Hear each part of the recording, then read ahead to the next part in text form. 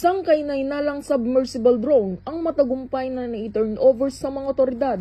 Dakong alas 12 ng tanghali noong ika-24 ng Hunyo nito lamang taon sa bayan ng Calayan. Bilang bahagi ng patuloy na pagpapatupad ng Project Strengthening Port Interdiction to Enhance Security ng Cagayan Police Provincial Office, pinangunahan ng Calayan Municipal Police Station ang pagtanggap sa naturang kagamitan. Katuwang ang MLGOO, Philippine Army, Philippine Coast Guard, at mga opisyal ng Barangay Dalupiri, kung saan ito ay natagpuan. Ayon sa ulat, habang nangingisda sa karagatan ng nasabing barangay, ay natagpuan ng punong barangay ang nasabing kagamitan na may markang JAIA-BOT at JAIA Robotics Inc. plus 1401-214-9232. Taglay nito ang antena, propeller at rudder na nagpapahiwatig na ito ay maaring kontrolado gamit ang remote control.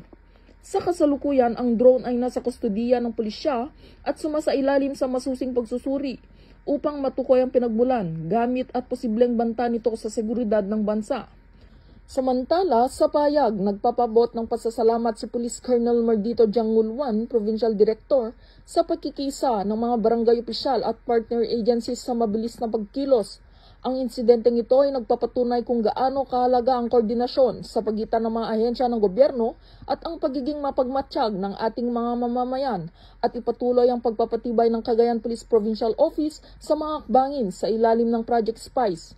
Katuwang ang mga lokal na pamahalaan, maritime agencies at mga komunidad sa baybaying dagat para sa isang ligtas at mapayapang Cagayan.